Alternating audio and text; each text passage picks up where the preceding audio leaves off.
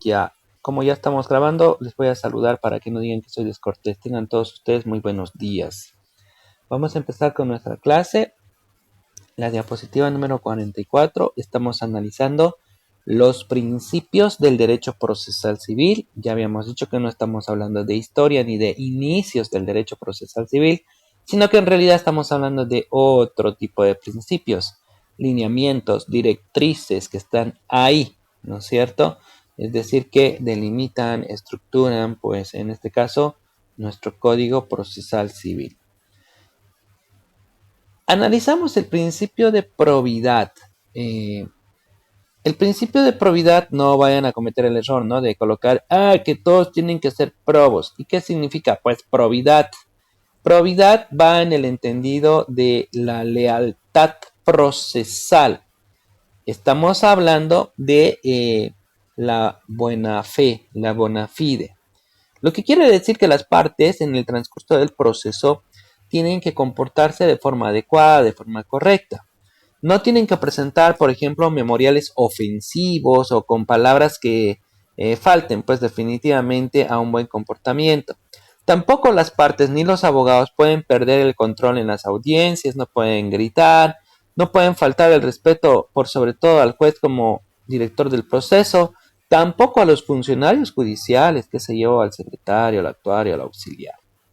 El hecho de que no se cumpla con este principio, pues contrae ciertas sanciones, generalmente que pueden ir desde llamadas de atención, ¿no es cierto?, a multas pecuniarias, las mismas que van a ir de forma progresiva subiendo, además de una novedad que tenemos ahí en el artículo 24, numeral 8, por favor, si alguien lo puede leer. Artículo 24, numeral 8 del Código Procesal Civil.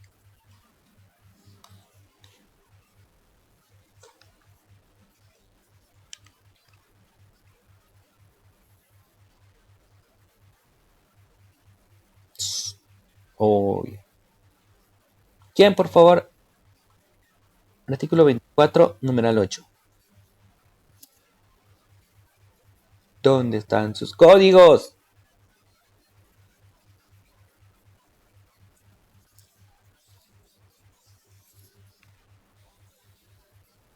A ver. Sí, por favor, adelante.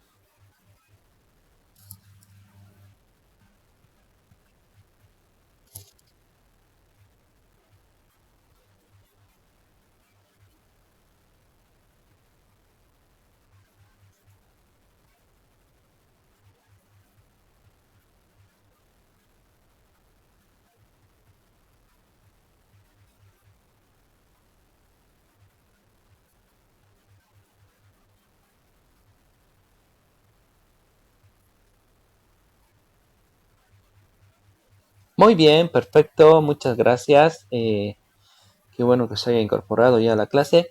Entonces, como ustedes verán, además de que el juez nos puede imponer sanciones pecuniarias que van a ir paulatinamente incrementándose, también nos pueden arrestar por un máximo de 8 horas. No hay un mínimo, no dice arrestado por 1 hora, no, dice arresto hasta por 8 horas. Entonces, vamos a entender que una vez que estemos arrestados, va a ser por 8 horas.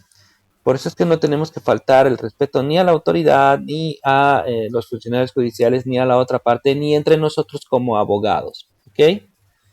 Entonces, ¿qué había sido el principio de probidad? Estamos hablando de la lealtad procesal. Este principio de probidad también puede ser utilizado cuando la otra parte intenta maliciosamente suspender la audiencia, ¿no? Antes de que empecemos con todos estos principios, habíamos dado un ejemplo.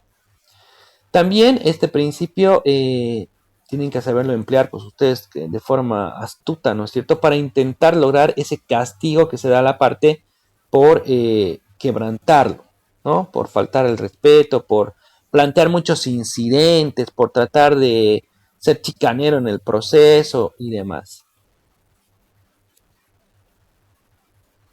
¿Quién está con su micrófono abierto? Creo que es Camila, no estoy seguro. Seguimos.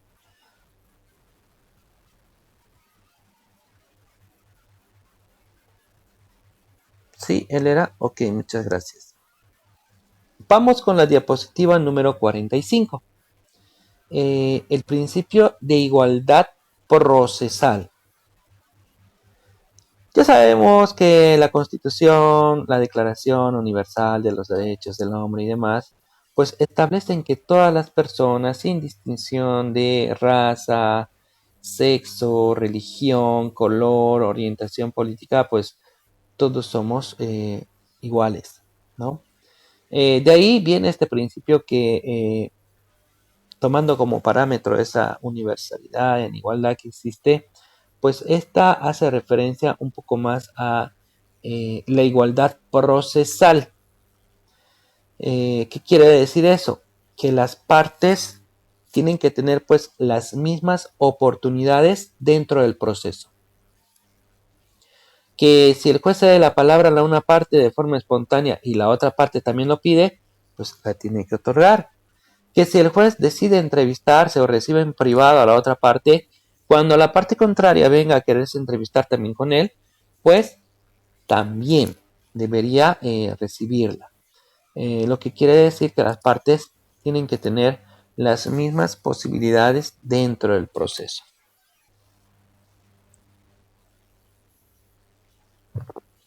Desde ya no estamos hablando de que las partes se encuentren en igualdad de situación jurídica, ¿no? Porque desde ya estas están en un papel totalmente distinto y opuesto, donde no es lo mismo que tú seas el sujeto activo, el ejecutante o coactivante, y lo tengas pues del cuello al sujeto pasivo, ¿no? No nos referimos a esa igualdad, por eso Eduardo Couture dice, no se trata de una igualdad aritmética, sino que en realidad se habla más de una igualdad procesal, de una igualdad de oportunidades y una igualdad de facultades que puedan tener las partes dentro del proceso judicial.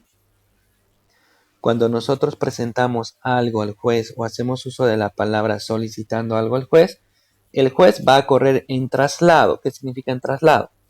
Al conocimiento de la parte contraria para que la otra parte se pronuncie sobre el pedido. O sea, si está a favor, si no está a favor, si está en contra, si le molesta, no le molesta, si le duele, no le duele. Eso es en aplicación de qué? Es en parte en aplicación del principio de igualdad. Seguimos, vamos con la diapositiva número 46. Ahí tenemos a colación el principio de publicidad. Bueno, se supone que al igual que el anterior, este principio tiene rango constitucional. ¿Qué quiere decir eso?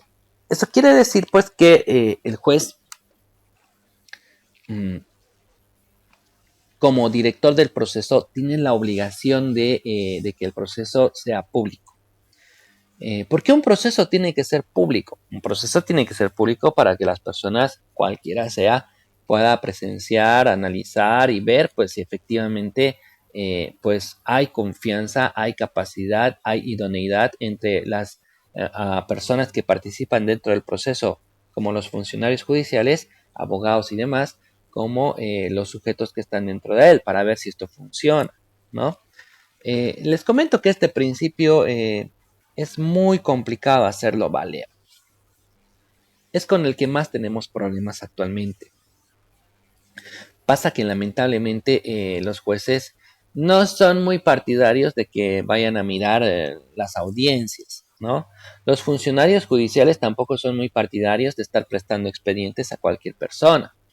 Les comento que ya existen incluso sentencias constitucionales que han establecido que cualquier persona puede ir a cualquier juzgado a pedir cualquier expediente y que en aplicación de este principio que tiene rango constitucional no se le puede impedir el acceso al mismo, ¿no? Ahora, ¿qué es lo que pasa? Generalmente cuando alguien va a pedir un expediente, ¿usted es parte? No, no le puedo mostrar, no, no le puedo prestar, no. Bueno, se supone que técnicamente sí lo tiene que hacer, ¿no? ¿Por qué? Por el principio de publicidad. Se supone que el juez de jueces es el pueblo. Por eso es que el pueblo tiene que ir a ver las distintas audiencias para ver si su justicia funciona. Miren, para comentarles un caso, una vez en materia penal salió en las noticias, conductor de micro atropella a dos personas, madre e hija, y una de ellas muere producto del accidente. y se había demostrado de que la prueba de alcoholemia salió positiva, ¿no? Y cuando se va a la audiencia para la aplicación de las medidas cautelares, la juez cautelar, ¿no es cierto? Creo que era la doctora Nuria, no recuerdo bien ya el nombre, pues resulta que le dio medidas sustitutivas, ¿no? Y como esto ha salido en los noticieros, o sea, por el amor de Dios, ¿qué pasó aquí? El chofer estaba borracho, mató a una persona y lo dejaron con sustitutivas. Inmediatamente pues se armó toda una trifulca donde se dio parte, ¿no es cierto?, al Ministerio Público, al Ministerio de Justicia y demás, donde la juez y la fiscal eran tirándose la pelota para ver cuál de las dos era la culpable y donde incluso se ha llegado a destituir a uno de ellos, ¿no? Entonces, fíjense, si no hubiera publicidad, nadie se hubiera enterado de eso y no sabríamos nosotros, pues si esto está bien o esto está mal para tomar cartas en el asunto, ¿no? Lamentablemente, cuando uno va al juzgado, miren, les comento a título de anécdota. eh, Teníamos un diplomado en ANUR que se llama, y todavía hay, ¿no? Cada año se lo hace, un diplomado que se llama juicio oral. Ese diplomado, que obviamente es en Derecho Procesal Civil, tiene más talleres prácticos, que es lo que más piden, ¿no es cierto? No tiene mucha teoría ni doctrina, sino que es más práctico. Justo el módulo que me tocó desarrollar a mí era el proceso ordinario, entonces hemos hecho simulacros de audiencia con los estudiantes que son ya abogados titulados, ¿no? Y les comento que cuando salíamos de la audiencia simulada que hicimos en el curso, pues los chicos, mis estudiantes, estaban cabizbajos diciendo, ¡puf! ¿Qué hicimos aquí? Un papelón, fue de lo peor, o sea, tristes con su actuación, ¿no? Entonces yo les dije, chicos, ustedes lo hicieron muy bien, esto está mucho mejor que la vida real. No, doctor, pero ¿cómo va a ser así? Es así y es mucho peor, les dije. Para que ustedes no se sientan mal, miren, si quieren les invito a una audiencia para que ustedes puedan ir conmigo. Les dije. Entonces les invité, les di el lugar, el día y la fecha. Asistieron ellos y lo primero que te dice el juez, uno por respeto siempre va y habla con el juez, ¿no? Mire, doctora, he invitado a algunos estudiantes de la Universidad NUR para que estén ahí como público. Y la juez lo primero que me dice, ay, doctor, no sé cómo vamos a hacer porque no tengo asientos, ¿no? Más bien la secretaria de Metiche y Comería estaba ahí y dijo, yo consigo, dijo, y la juez casi se la traga con la mirada, ¿no? Bueno, finalmente trajeron los asientos, entraron los estudiantes, empezó la audiencia, la abogada que era la defensora de oficio del otro lado tartamudeaba, yo me tropecé, casi me caigo, la juez no encontraba la resolución ahí en el código, o sea, todo un desastre esa audiencia como eran las primeras, ¿no? Y entonces los chicos salieron ya más tranquilos.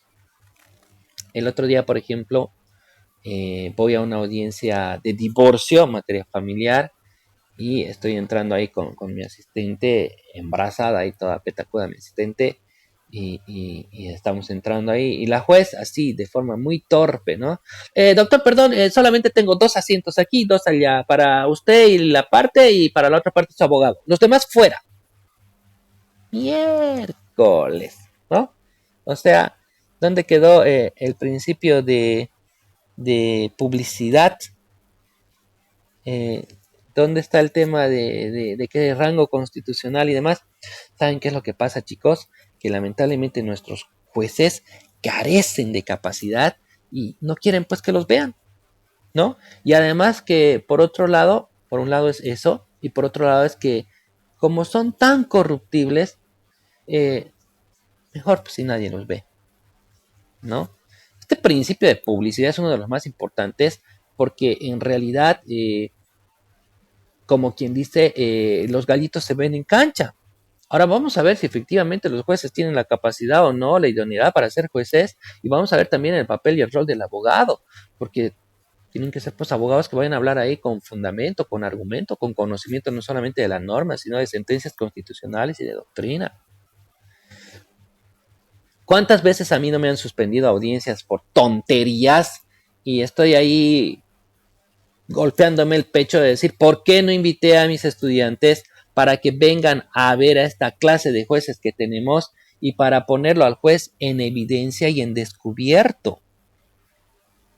Teníamos una audiencia de usucapión. Yo representaba a los que estaban como demandantes en el proceso de usucapión y En los procesos de usucapión, tú siempre colocas en tu demanda presentada contra el señor Juan Pérez y o presuntos propietarios. ¿Por qué colocas así? Porque Juan Pérez generalmente no es el propietario, ¿no? Entonces se pone IO para publicaciones mediante dicto y se nombra un abogado defensor de oficio. En el proceso que yo estaba encarando, lo teníamos al propietario, siempre supimos quién era y lo demandamos a él, pero por formalismo colocamos IO presuntos propietarios.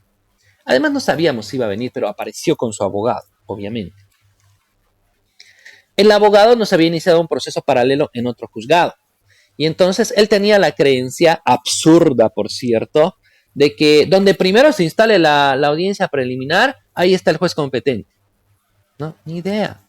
El juez competente es el primero que conoció, tuvo conocimiento del caso y dictó el decreto de admisión. Por lo tanto, el juez competente era pues donde yo inicié el año 2013 el proceso y él quería colocar a otro juez que lo inició recién su proceso el año 2018, ¿no? Entonces, por eso era a todos suspender mi audiencia como sea, poniendo plata para que el juez no instale la audiencia. Y entonces, cuando estamos ahí en la audiencia, lo suspenden por algo tan, pero tan absurdo, ¿no? Fíjense cómo dice la juez, ¿no? Muy bien, con carácter previo, antes de instalar la presente audiencia, he notado en el expediente que está fungiendo como abogado defensor de oficio el doctor, qué sé yo, Carlos Barroso, ¿no? Y como es de conocimiento público, el doctor Carlos Barroso ahora es secretario en el juzgado sexto público en materia civil y comercial. Y por lo tanto, como él estaba designado de abogado defensor de oficio y ya no puede ser abogado defensor de oficio, para evitar futuras nulidades voy a suspender la presente audiencia. ¿No? Y yo le digo, la palabra señora juez con carácter previo. No comprendo, le digo, ¿para qué quiere suspender la audiencia? Porque para esta audiencia nosotros no necesitamos ya un abogado defensor de oficio. ¿Y por qué no lo necesitamos, señora juez? Porque ahí al frente, a su mano derecha, está el titular del derecho. Está apersonado en el expediente. Es más, desde aquí veo el alodial y su título de propiedad que lo tiene ahí en físico. O sea, ahí está el titular del derecho al propietario, lo que quiere decir, señora juez, que cuando usted instale la audiencia, es más, yo voy a modificar mi demanda y voy a desistir contra los y o presuntos propietarios, porque no hay ya y o presuntos propietarios, porque el propietario está aquí y ahí lo demuestran sus papeles. ¿Para qué vamos a suspender la audiencia? Por lo tanto, señora juez, solicito a su autoridad que instale, proceda con la presente audiencia, porque reitero, una vez más, ahí está el titular del derecho y cuando usted me ceda la palabra para introducir hechos nuevos en mi demanda, voy a desistir precisamente contra los y o presuntos propietarios porque el titular del derecho está aquí, ¿no? Entonces la juez corre en traslado a la parte contraria por el principio de igualdad y contradicción, que lo vamos a ver más adelante, y dice el abogado, claro, que quería suspender a todo dar, con la palabra, señora juez, no, efectivamente que el doctor Carlos Barroso ya es secretario, entonces para evitar nulidades a posterior, solicitamos nomás efectivamente que se suspenda, ¿no? Y la juez dice, no, listo, y se resuelve. Para evitar futuras nulidades voy a suspender nomás la presente audiencia, pero me mira, ¿no? Pero doctor, me dice, no se preocupe, yo de oficio voy a sacar una resolución donde ya no voy a nombrar abogado defensor de oficio y que ya no es necesario porque como usted dice, ahí está el titular. O sea, y si ya lo va a colocar, ¿por qué la va a suspender si ya no necesitamos? ¿No? Quebrantando principios de formalismo, ritualidad o, ¿qué digo?, celeridad, economía procesal, o sea, y yo por eso les digo, ¿cuánto no hubiera dado yo para que estén ahí todo mi curso de Derecho Procesal Civil sentado y le diga con la palabra, señora juez, mire, yo la verdad ya no sé entender lo que usted dice, yo soy docente de la materia de Derecho Procesal Civil, ahí están mis estudiantes, la verdad es que yo no sé cómo explicar a su autoridad, cómo explicarles a ellos en clase, que su autoridad está omitiendo pues principios como el de no formalismo, principios como el de celeridad, el de economía, ¿no es cierto? Porque lo que está haciendo usted es dilatar el proceso, por una cuestión absolutamente y tremendamente formal que no tiene nada que ver en el proceso, porque el hecho de que la audiencia se instale hoy no vamos a causar indefensión a nadie y no hay quebrantamiento al debido proceso a nadie. ¿Por qué? Porque ahí está el titular del derecho, ¿no? Pero bueno, si usted dice que eso es lo correcto, a ver cómo yo me arreglo con mis alumnos más tarde para tratar de explicar y buscar la respuesta jurídica, teórica y doctrinal a lo que usted está haciendo ahora, ¿no? Pero lamentablemente no habían alumnos ahí. Y tampoco hay gente porque ellos no quieren que entre gente. ¿Y por qué no quieren que entre? Para que hagan estas sus barbaridades, por no decir sus actos de corrupción, y que nadie los vea, ¿no? Para que no tengan vergüenza. Porque si hubiera gente ahí, peor estudiantes de una universidad, pues puta, qué vergüenza ajena. Oye, yo como juez no me animo a tirarla esa, aunque me estén pagando, porque todo el mundo va a ver y voy a quedar en evidencia. Pero bueno, ya los voy a llevar, no se preocupen. Algún día cuando pase esta crisis, les voy a invitar a los que puedan ir y los que quieran ir, por supuesto, no es obligatorio. Bien, continuamos, pasaremos pero me ha faltado desarrollar un poquito. Este principio de publicidad, entonces, prácticamente cualquier persona no tiene que justificar el por qué vas a revisar un determinado expediente. Y tenemos ahí una pequeña novedad en el artículo 100. Alguien, por favor, si puede leer el artículo 100 del Código Procesal Civil.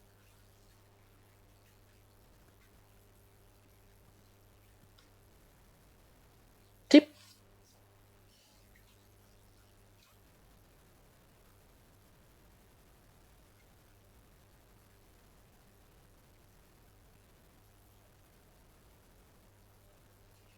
muy bien.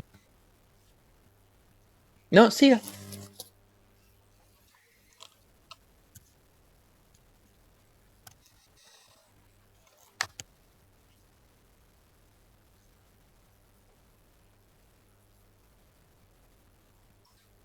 Muy bien.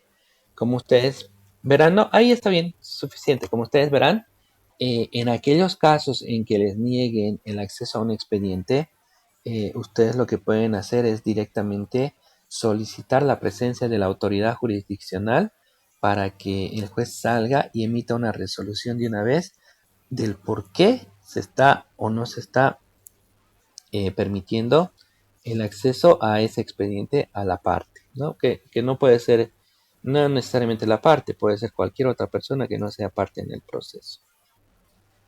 Seguimos. Vamos a entrar a un principio que es muy interesante, importante para el ejercicio profesional. Estamos hablando de un principio que ni siquiera está en el código. No está en el artículo 1 como principios, ya les dije que los principios están bajo un sistema de números apertus, lo que quiere decir que no solamente son principios los que están ahí en ese artículo, sino que también son principios otros que la doctrina desarrolla. Y es más, aunque no estén en el código, en la parte de principios, a veces están en otros artículos posteriores, y es lo que pasa precisamente con el que vamos a analizar en este instante. Bien, el siguiente principio, diapositiva número 47, se llama principio de instrumentalidad o finalismo. Este tiene que ver con el régimen de las nulidades procesales. ¿Qué son las nulidades procesales? ¿Qué es una nulidad procesal? Generalmente cuando nosotros ejecutamos un acto procesal, pues el mismo es válido mientras no exista una resolución judicial que determine dejar ineficaz al acto procesal. ¿Qué es la nulidad? Entonces la nulidad sería o constituye una forma de dejar ineficaz un acto procesal producto de la presencia de un vicio procesal, ¿no? Ejemplo, que yo lo esté demandando, digamos, a Carlos Barroso y que en el memorial de demanda yo haya dicho que Carlos Barroso vive en calle Bolívar número 100. Y cuando vamos a hacer la citación, esa casa en realidad es de un amigo mío, el cual va a salir y le va a decir al oficial, cuando el oficial le diga, estoy buscando al señor Carlos Barroso con número de carnet, tanto, él le va a decir, sí, aquí vive, pero salió a trabajar, ¿no? Entonces el oficial va a efectuar la citación en ese domicilio y estaríamos validando un domicilio incorrecto. Ese es un vicio procesal, ¿no? La citación con ese vicio procesal pues va a prácticamente afectar a todo el proceso. Va a lograr, seguramente en algún momento se va a dictar la nulidad del proceso producto de ese fraude procesal que se ha dado. Ese es un acto, un vicio de nulidad, ¿sí?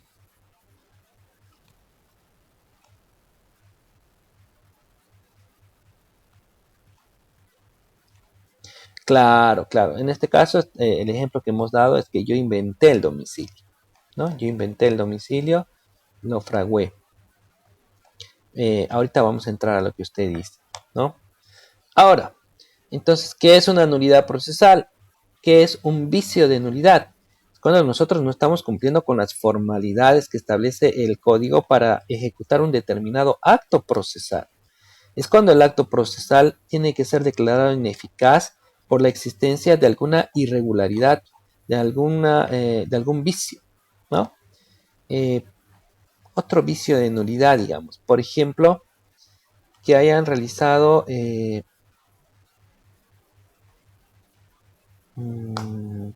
una notificación a un domicilio procesal errado, ¿no? Digamos que me van a notificar con una demanda reconvencional y se han equivocado de oficina.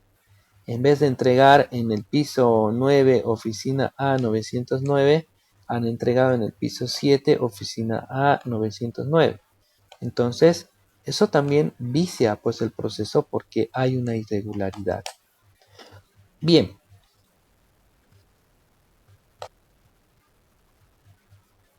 pero si lo ha dado como 3 veces. Pero la clase está grabada, no moleste. Ya está bien, mentira, le voy a dar. Ya. ¿Qué es una? Es una nulidad procesal. ¿Qué es una nulidad procesal? En realidad es un tema que está más adelante desarrollado, pero ya que me pide una definición, le damos una definición. La nulidad procesal es la forma de dejar ineficaz un determinado acto procesal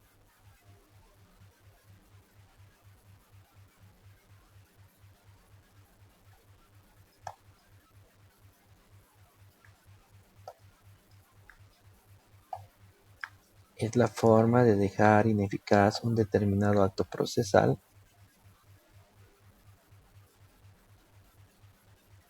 por la existencia de un vicio o una irregularidad en él.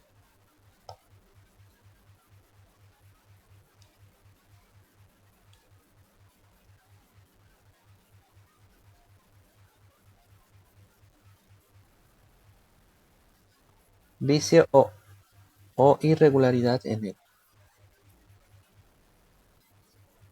el acto procesal.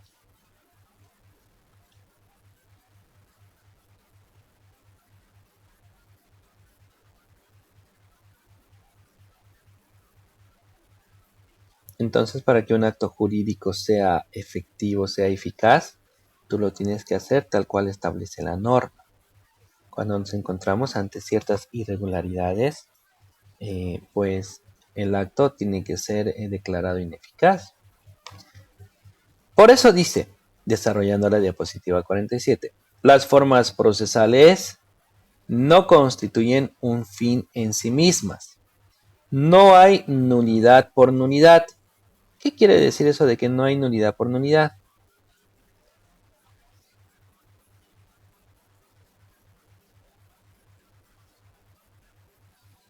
El artículo 5 del Código Procesal Civil establece: las normas procesales son de orden público, por lo tanto, de obligado acatamiento. Esto quiere decir que nosotros tenemos que ejecutar el proceso tal cual establece el código, la norma, la ley. Pero no tenemos que ser tan rígidos y tan estrictos. Tenemos que tener cierta elasticidad y flexibilidad en ello. ¿Por qué dice no existe nulidad por nulidad misma? Porque no porque exista una irregularidad, sí o sí vamos a viciar o vamos a buscar la nulidad del proceso o del acto procesal. Este Instituto de las Nulidades Procesales cuenta con sus propios principios, así como los que estamos viendo ahora para el derecho procesal civil en general, pues el régimen de las nulidades procesales también tiene sus propios principios que son presupuestos para que el juez finalmente determine o no determine declarar la nulidad o no del acto procesal. Eh, por ejemplo, dice, ¿no? Alguien léame el artículo 105 del Código Procesal Civil. Ahí está todo lo referente al régimen de las nulidades procesales.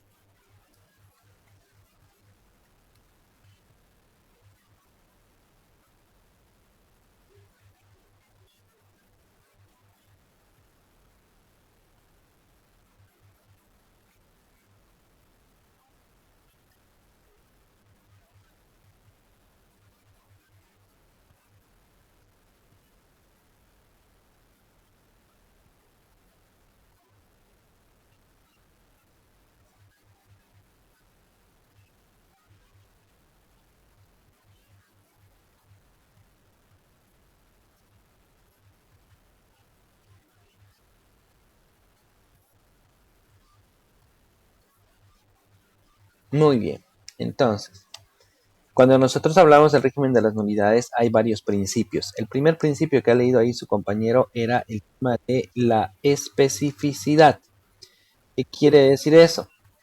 Que la nulidad tiene que estar establecida en la ley.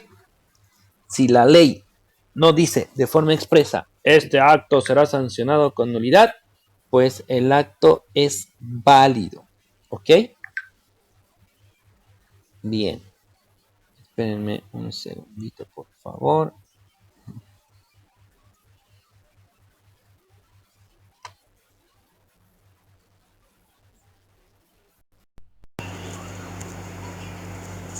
Ya volvemos.